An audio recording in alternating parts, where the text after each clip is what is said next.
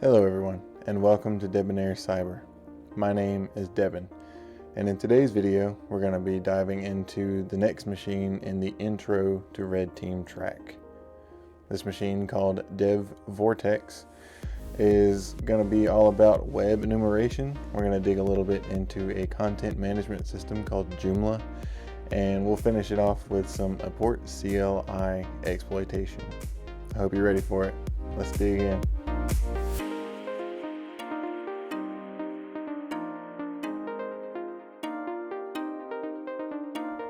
Alright, well I think we're ready to get started here. We have our machine DevVortex pulled up. We have our target IP. We're going to click to copy that and bring it over here into our virtual machine. First thing we want to do is make sure that we have connectivity to the environment. So I'm going to move over into my Hack the Box and VPN folders. We're going to activate this with the sudo openvpn command, and you can download your own openvpn file from Hack the Box. They have guides on how to do all that. We're going to hit enter that sudo password, and we'll know we're connected by this IP up in the top right. Changing that will be our internal IP in the Hack the Box network. After that, we're going to back out and make a new directory for this machine. Good idea to stay organized. So we're going to make this DevVortex nmap, and I'm making multiple folders here with that -p flag. And we can move into there, nmap, and then what we want to do from there is kick off a quick nmap scan, and we're going to do all ports -p and make it a little bit faster with this capital T flag, and we can use that IP that we copied earlier, and we'll let that run for just a second.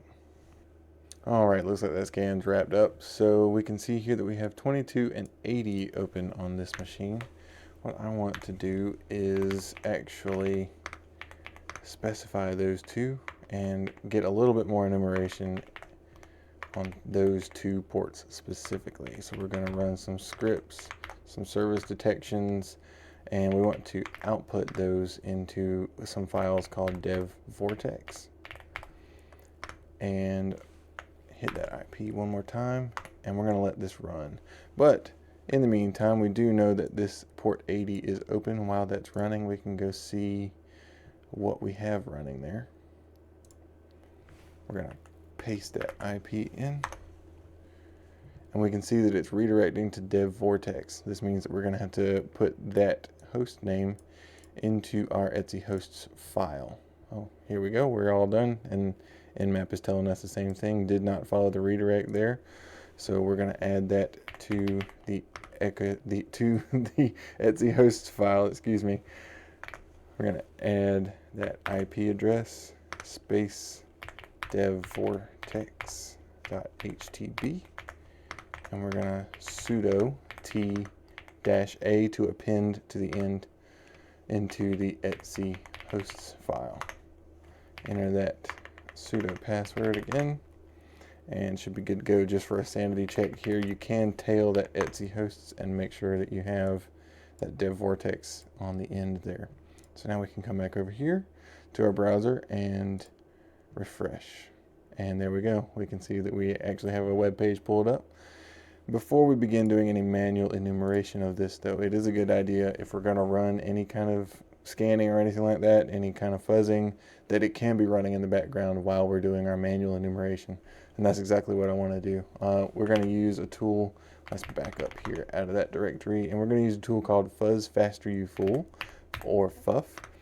We're going to specify a subdomain directory in the seclists word lists.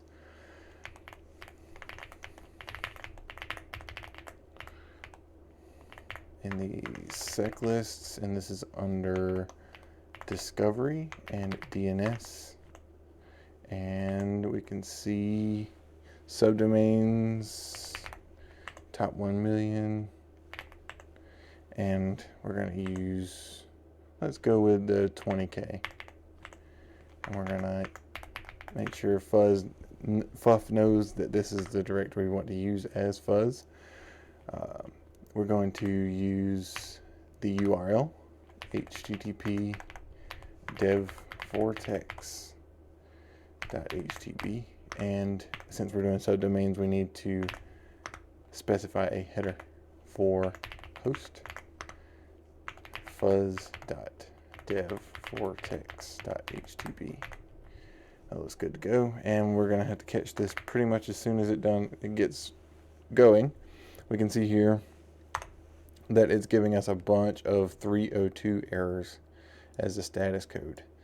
We want to filter these out. We can do that with the FC flag for filter code 302. And we can see now that we're just getting these normal.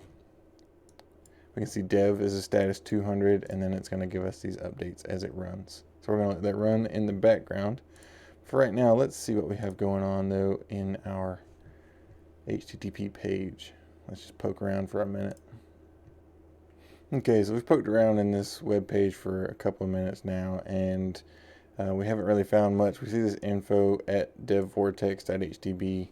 Doesn't really help us a ton. We already knew that that was the host name for this machine, so kind of redundant there. We even click on this send and see that it's not sending anything out of the network. We can confirm that with the browser tools if we wanted to. But what we are interested in though, now that we've kind of hit a dead end here, is we go back to our fuzz from where we were fuzzing for subdomains, and we do see that we have this dev. So we can go, before we browse there, we do have to add this into the etc hosts file once again. And we go back down to our DevVortex and to the end of that line. Nope. We just want to add dev.devvortex.htb on the same line, a space in between those two, and we'll save that and exit.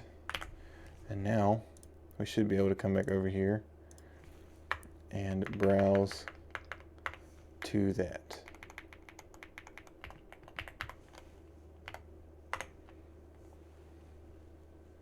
All right, we are pulling up a web page here, so that's good. Good sign. And we're going to poke around in here for just a minute.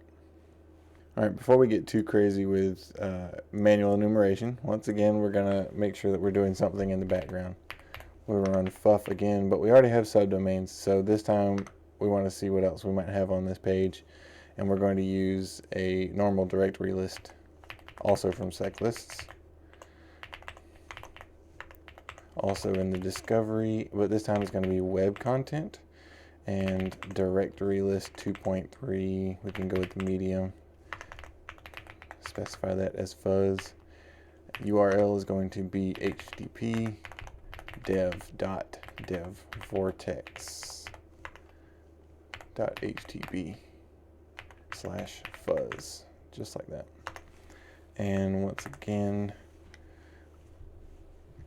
we can see, so with this word list though, you can see that there's some other lines coming up, these types of licensing type lines, and that's just because they're at the top of this word list.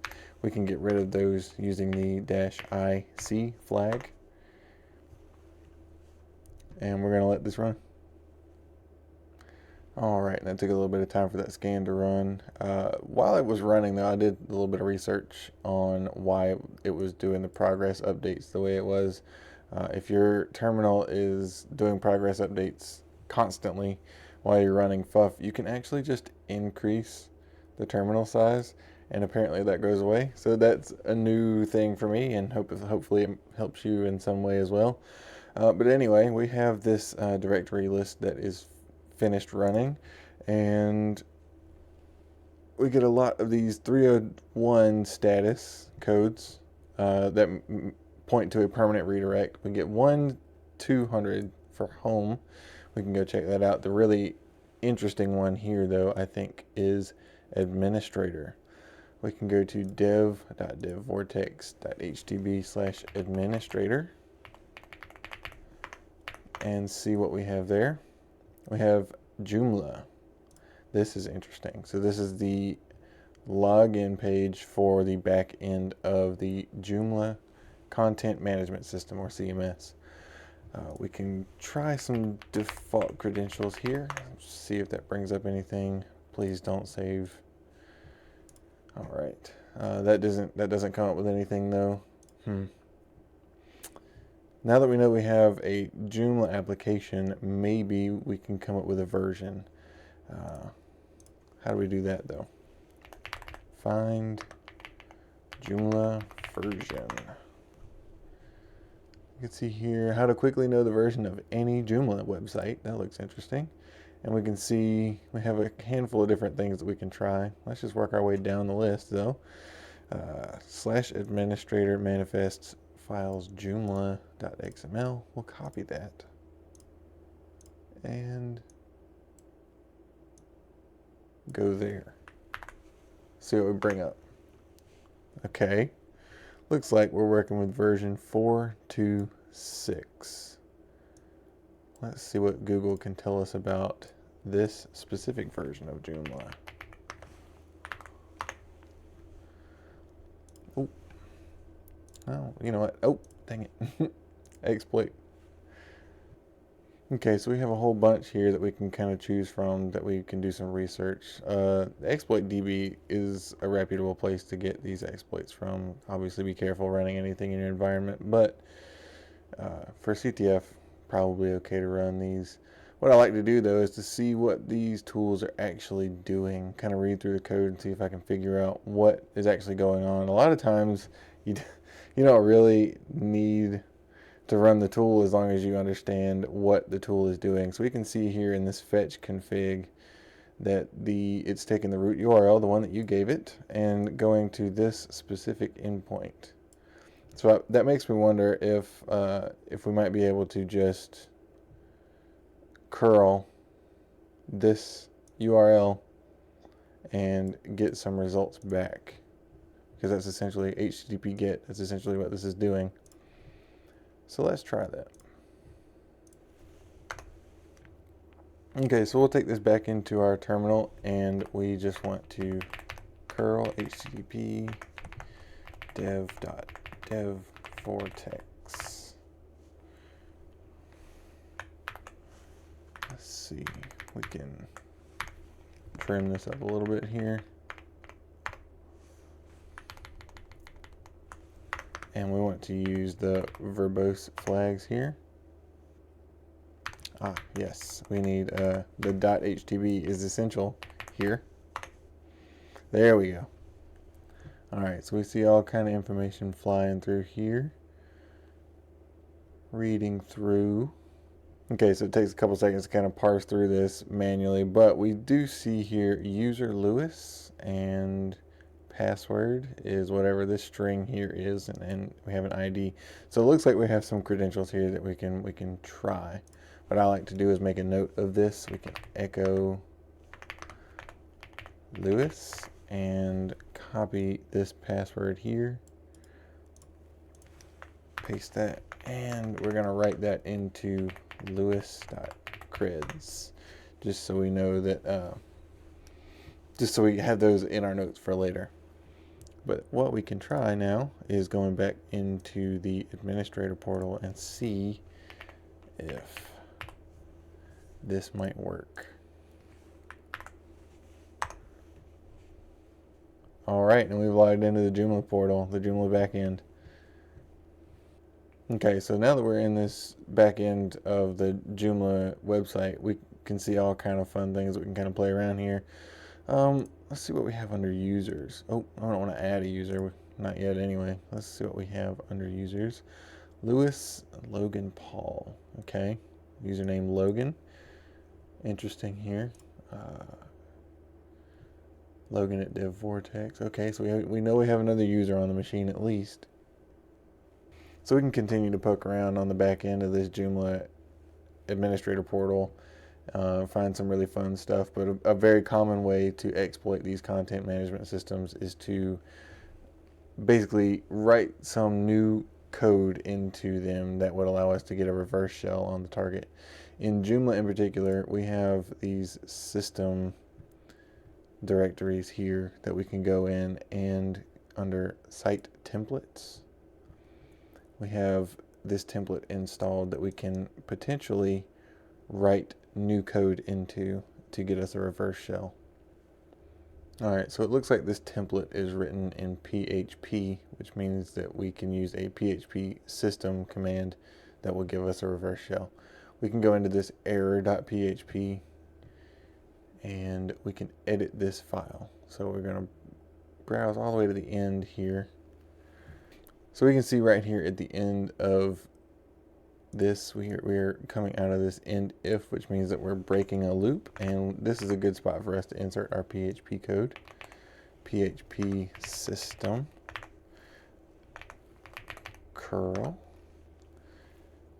your machine IP. Mine is going to be 10.10.14.5, and whatever port we want to listen on. We're going to pipe that into bash.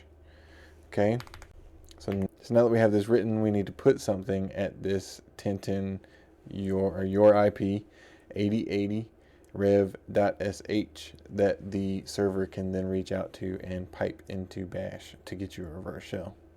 Okay, so one way that I like to get these reverse shells is to use an online generator called revshells.com, and you can use your internal IP 10.10.14.5 in my case, and we want to use something other than 8080 because that's where our HTTP server is going to be. Specify the OS is Linux, and you can change your shell down here. I like bin bash, that sounds good. So we're going to copy this. Oh, make sure you copy the whole thing, or you can just hit the button to copy that. How about that? So you want to bring that back into your terminal, echo, put that in, and we're going to write that to rev.sh because that's what we put in the PHP code. So from here we can make a Python server on 8080 because that's also what we put in the PHP. That's where we're going to be serving this file, rev.sh, and where the PHP code is going to be looking for it. So we can see that we're serving HTTP, all interfaces on port 8080. It's exactly what we want. Now we come back over here to our PHP, make sure everything still looks good, 10.10.14.5 on 8080, and we're looking for rev.sh. That looks good. We're going to save and close. Alright, so now we need to route to that error.php and trigger the reverse shell. But before we do that, we need to start a listener for our reverse shell. Remember that we put in the reverse shell 4444, so that is where we want to listen for the reverse shell. So we're going to use netcat lvnp 4444, and we're going to start listening there. Alright, time to trigger the reverse shell. Okay, so you can do this a couple different ways. I like to use the browser, so we're just going to go to dev.devvortex templates, Cassiopeia, error.php, and then the error page. We need to get rid of these quotes real quick from where I copied that over, and hit enter. Alright, once you hit enter, you're going to see the browser is going to hang here. We can go back to our terminal and see that we do have this Python server that is getting the rev shell from what we know is 10.10.11.242. That is going to be the DevVortex machine, and then that is going to kick off this reverse shell on the other side, on your other listener. So now that we have a foothold on the machine, we can do some initial enumeration. See where we are. We're actually in this web directory, and straight off the bat we can see that this configuration.php looks interesting.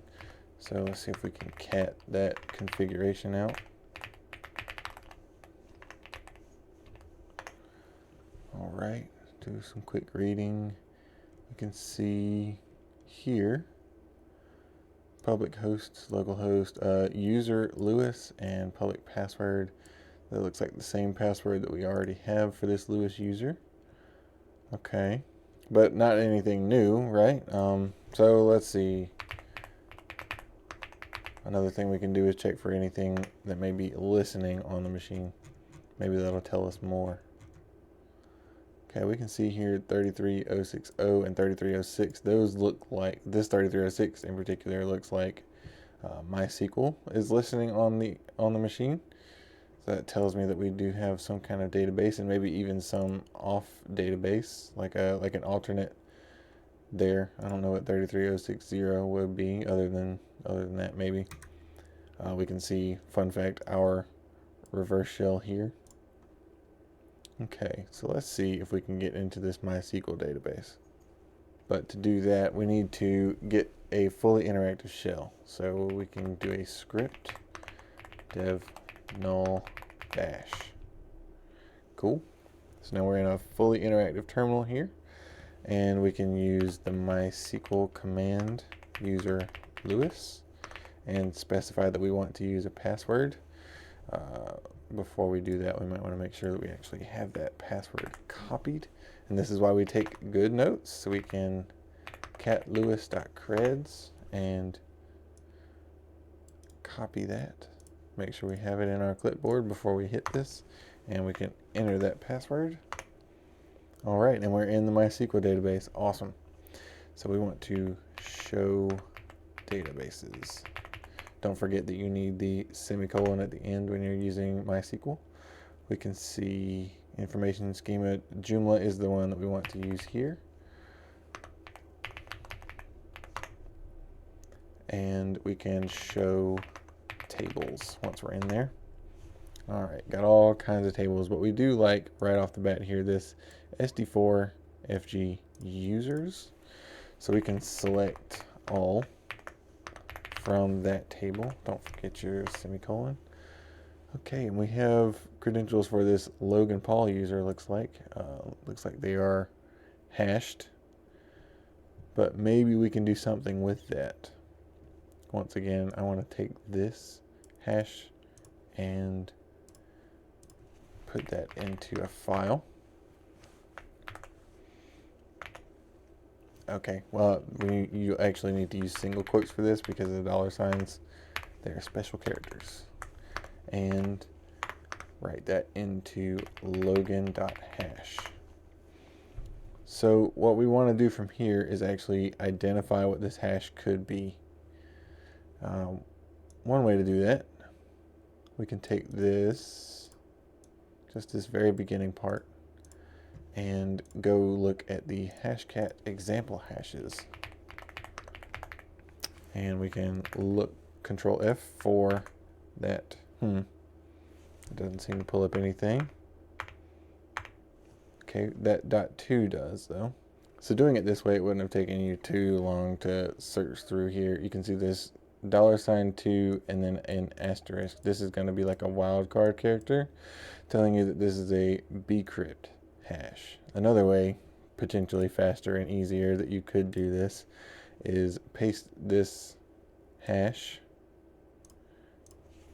into hash ID on Kali. And this, fun fact, you also need to do the single quotes around this hash once again.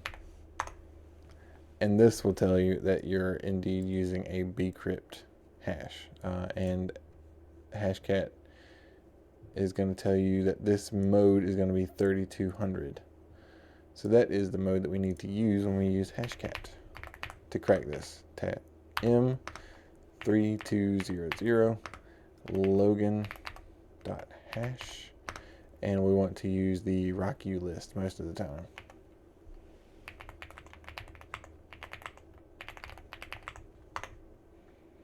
All right, we're going to let this run.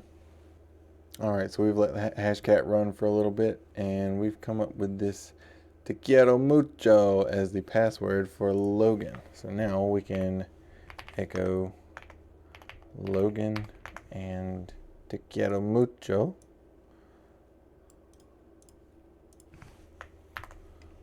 into logan.creds, and we'll cat that out.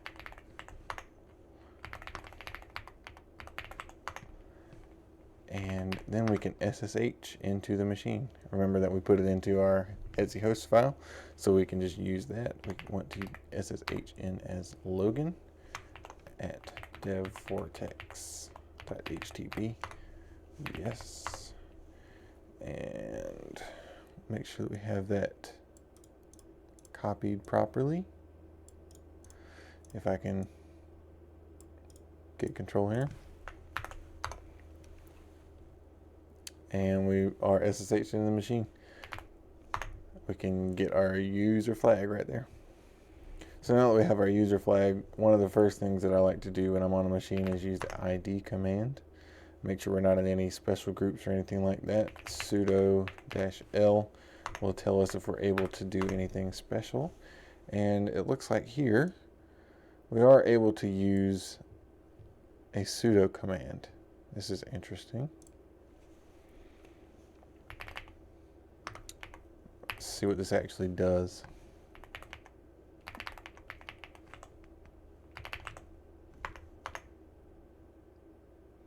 Okay, no pending crash reports. You can try help for more information. So we know that we can run this tool with sudo. We know that it works, that it's not giving us any errors or anything. Let's see if we can find a version here.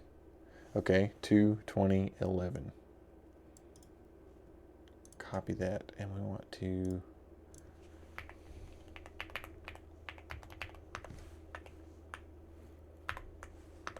vulnerabilities.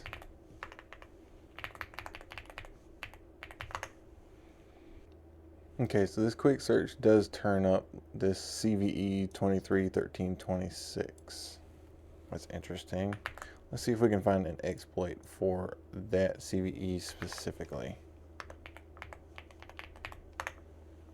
Okay, so one of the early articles on this exploit is this GitHub write-up. This is a privilege escalation in this 2.26. Interesting. Okay, 2.26 and earlier, which is similar to this other CVE. If a system is specially configured to allow unprivileged users to run sudo apport-cli, less is configured as a pager, and the terminal size can be set, a local attacker can escalate privilege. So essentially this is telling us that we can exploit the less pager when we're viewing a report to get a bash shell on the machine as the root user, because it doesn't drop those sudo privileges. So one thing we can do here, I've already tried looking through var crash. We don't have any crashes here that we can use to trigger that pager, but there are a couple of other things that we can try here. So when we do run this sudo user bin apport-cli, we can use the help command to see what options we have. We have this file bug. Bug filing mode requires package and an optional PID or just a PID. So we can use this to trigger the less pager. Let's see what kind of processes we have available. PSAUX. Yeah, just a PSUX in this context gives us plenty here. We can use this systemd process. Should give us enough information. We note the PID is 1535. So we can sudo user bin apport-cli with the F flag for file bug and P to specify, capital P, excuse me, to specify that 1535 again, because that's the PID that we have here, and run that. This is going to start collecting information for the file bug. So what we like to do, yes, from here.